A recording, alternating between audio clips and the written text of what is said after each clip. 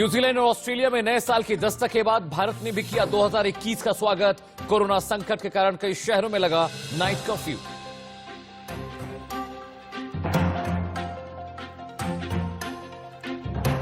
Board की परीक्षाओं को लेकर शिक्षा मंत्रालय का बड़ा ऐलान। 4 मई से 10 जून तक होंगी 10वीं और 12वीं की बोर्ड परीक्षाएं। 1 मार्च से होंगे प्रैक्टिकल एग्जाम। 15 जुलाई तक आ सकते हैं नतीजे।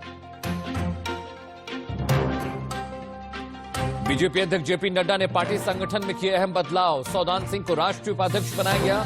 वी सतीश की संगठन के तौर पर नियुक्ति। शिव प्रकाश को राष्ट्रीय सह संगठन महामंत्री की जिम्मेदारी। किसानों के आंदोलन का 37वां दिन। नए साल का जश्न न मनाने का किसान संगठनों ने किया ऐलान। विरोध में निकाला कैंडल मार्च। यूपी में बड़ा प्रशासनिक फेरबदल। 8 आईएएस अधिकारियों का किया गया तबादला। हाथरस डीएम भी हटाए गए। बंगाल बीजेपी अध्यक्ष दिलीप घोष का विवादित बयान। हिंदू अपने अस्तित्व के लिए उठाए हथियार। पुलिस स्टेशन जाने से पहले ले बदले।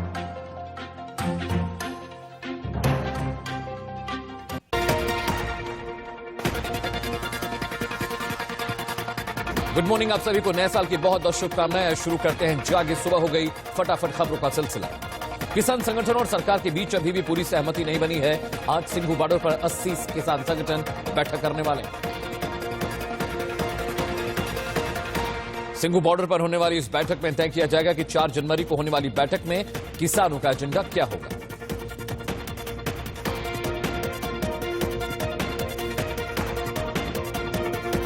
कृषि कानूनों के खिलाफ किसानों का आंदोलन जारी है। इस बीच राजस्थान के किसान के ग्रुप ने राजस्थान हरियाणा के बॉर्डर शाहजहांपुर में जबरन घुसने की कोशिश की।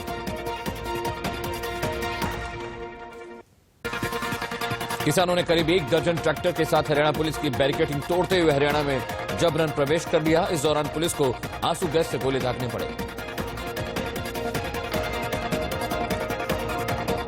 संयुक्त किसान मोर्चा के पदाधिकारियों ने कहा कि नए साल के मौके पर आंदोलनकारी किसान मशाल जुलूस निकालेंगे।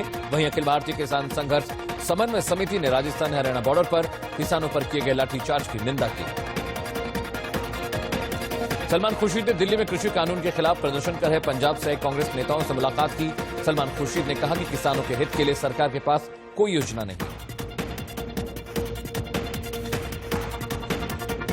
केरल विधानसभा का विशेष सत्र बुलाया गया है। इस दौरान सर्वसम्मति से कृषि बिल के खिलाफ रेजोल्यूशन पास किया गया। केरल विधानसभा में कृषि कानून को लेकर शुरुआत में बीजेपी विधायकों ने इसका विरोध किया, लेकिन वोटिंग के दौरान उन्होंने विरोध नहीं किया। चिल्ला बॉर्डर पर बैठे किसानों ने नए साल का जश्न मनाया। किसानों ने ढोल बजाकर डांस किया और केक काटकर नए साल का स्वागत किया।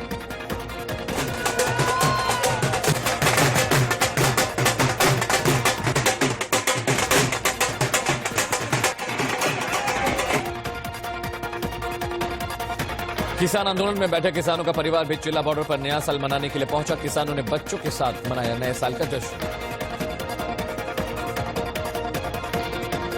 कांग्रेस के वरिष्ठ नेता रणजीत सुरजेवाला ने सिंघू बॉर्डर पर पहुंचकर किसानों से मुलाकात की और लंगर सेवा में हिस्सा लिया। राजस्थान में किसान आंदोलन की शुरुआत करने वाले किसान नेता रामपाल जाट की तबीयत बिगड़ी। रामपाल जाट एमएस हॉस्पिटल में भर्ती कराए गए। किसान महापंचायत के राष्ट्रीय अध्यक्ष रामपाल जाट ने 3 दिन से अनशन पर थे। नागौर सांसद हनुमान बेनीवाल, जय किसान आंदोलन के योगेंद्र यादव, कॉमरेड आलाराम ने तुड़वाया था अनशन। काशीपुर बार एसोसिएशन के अध्यक्ष ने बाजपुर में किसानों पर हुए झूठे मुकदमे जल्द वापस किए जाने की मांग की। साथ ही कहा कि अगर सरकार ने मुकदमे वापस नहीं लिए तो किसानों की लड़ाई में शामिल होंगे। किसानों पर दर्ज मुकदमों की कानूनी लड़ाई के लिए 12 अधिवक्ताओं का एक पैनल बनाया गया है, जो न्यायपालिका में उनकी आवाज को उठाएगा। कर्नाटक के सीएम बीएस येदियुरप्पा ने ग्राम पंचायत चुनाव में 60% से अधिक बीजेपी समर्थित प्रत्याशियों की जीत के लिए प्रधानमंत्री मोदी को धन्यवाद दिया। आंध्र प्रदेश में 400 साल पुराने भगवान श्रीराम की मूर्ति को खंडित करने पर बीजेपी ने चलो राम तीर्थ यात्रा का ऐलान किया। केंद्रीय शिक्षा मंत्री रमेश पोखरियाल निशंक ने 12वीं और 10वीं की परीक्षा का ऐलान कर दिया है। परीक्षाएं 4 मई से शुरू होंगी और 10 जून तक खत्म हो जाएंगी।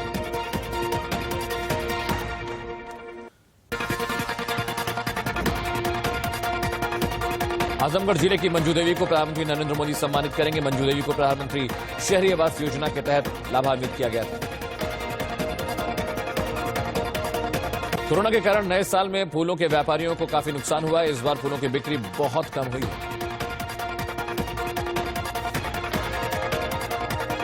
पटना में 9 दिनों से जारी जूनियर डॉक्टर्स की हड़ताल खत्म। काम पर लौटेंगे जूनियर डॉक्टर्स। स्वास्थ्य मंत्री मंगल पांडे से बातचीत के बाद हड़ताल खत्म। मध्य प्रदेश के मुख्यमंत्री शिवराज सिंह चौहान हमेशा की तरह नया साल मनाने शिरडी साईं बाबा के दरबार पहुंचे। साईं की आरती में शिरकत हुई। नेपानगर रेलवे स्टेशन पर ट्रेन स्टॉपेज की मांग को लेकर नेपानगर रेल रोको संघर्ष समिति और जनता ने मिलकर नारेबाजी की। प्रदर्शन को देखते हुए स्टेशन पर भारी पुलिस बल भी तैनात किया गया है। आगरा में मिट्टी के ढहने से कई बच्चे दब गए। 8 बच्चों को पुलिस प्रशासन ने तालाब से निकालकर एम्बुलेंस से हॉस्पिटल पहुंचाया। देहरादून में पंचायती राज विभाग के आउटसोर्सिंग कर्मियों के अनशन के समर्थन में आम आदमी पार्टी ने त्रिवेंद्र सरकार का पुतला जलाया। पंचायती राज विभाग के आउटसोर्सिंग कर्मी पिछले 6 दिनों से आमरण अनशन पर बैठे हैं। मुरादाबाद में मझौला पुलिस ने हत्या का खुलासा कर दिया। पुलिस ने आरोपी को गिरफ्तार कर लिया। दिल्ली से कटरा तक मां वैष्णो देवी की यात्रा को ले जाने वाली वंदे भारत एक्सप्रेस आज से दोबारा शुरू हो रही है। मुंबई में 2 गुटों में जमीन के विवाद को लेकर जमकर विवाद। पुलिस ने इस मामले में 20 लोगों पर मामला दर्ज किया। नोएडा पुलिस ने गुलेल गैंग के 3 आरोपियों को गिरफ्तार किया। आरोपी गुलेल गैंग से कार का शीशा तोड़कर सामान चुरा था। सिद्धार्थनगर में मनरेगा का काम नाबालिग बच्चों से कराया जा रहा है। इस मामले में अधिकारियों ने जांच का आश्वासन दिया है। संभल में कोहरे के कारण एक वाहन ने 3 बाइक सवारों को रौंद दिया। बाइक सवारों की मौके पर ही मौत हो गई। ग्रेटर नोएडा में सूरजपुर कोतवाली को लोगों ने घेराव किया। 2 पक्षों में हुए विवाद के बाद जमकर हंगामा किया। हिमाचल प्रदेश के लाहौल स्पीति में स्केटिंग रिंग में बच्चों ने अपने करतब दिखाई। इन 15 बच्चों का चयन नेशनल आइस हॉकी कैंप के लिए हुआ है। शिमला के कुफरी में जमकर बर्फबारी हुई और नए साल पर आए सैलानियों ने इस दौरान जमकर एंजॉय किया और जश्न मनाया। पाकिस्तान के खैबर पख्तूनख्वा प्रांत में हिंदू मंदिर को आग लगाने वाले उसे तोड़ने के मामले में पुलिस ने मुख्य आरोपी मौलवी मोहम्मद शरीफ को गिरफ्तार कर लिया है। पुलिस ने इस मामले में पहले 30 कट्टरपंथियों को गिरफ्तार किया था। दिल्ली में कोरोना मरीजों की संख्या 6,24,000 के पार पहुंच गई है। देश में पिछले 24 घंटे में 20,549 नए केस सामने आए हैं। वहीं 26,572 मरीज कोरोना से ठीक हुए। देश में कोरोना के अब तक 1,02,44,000 केस सामने आ चुके हैं। इनमें से 2,62,000 एक्टिव केसेस हैं। महाराष्ट्र में कोरोना मरीजों की संख्या 19,28,000 से ज्यादा पहुंच गई है। वहीं राज्य में अब तक 49,000 से ज्यादा कोरोना मरीजों की मौत हुई है। 24 घंटे में महाराष्ट्र में 3,537 कोरोना के केस सामने आए हैं और 70 मरीजों की मौत हुई। दुनिया भर में कोरोना से अब तक 8,28,59,000 से ज्यादा लोग संक्रमित हो चुके हैं, जबकि 18 लाख से ज्यादा लोगों की मौत हो चुकी है। अमेरिका में कोरोना से संक्रमितों का आंकड़ा 2 करोड़ 1 लाख के पार चला गया, जबकि मरने वालों की संख्या 3,49,000 से ज्यादा। रूस में अब तक संक्रमितों की संख्या 31,31,000 के पार चली गई है, जबकि मरने वालों का आंकड़ा 56,000 के पार। कोरोना से ब्राजील में अब तक करीब 1,92,000 से ज्यादा लोगों की मौत हो चुकी है, जबकि 75,77,000 से ज्यादा लोग संक्रमित हुए हैं। फ्रांस में कोरोना के 26 लाख से ज्यादा केस सामने आ चुके हैं। वहीं यहां कोरोना से मरने वालों का आंकड़ा 64,000 के करीब पहुंच गया है।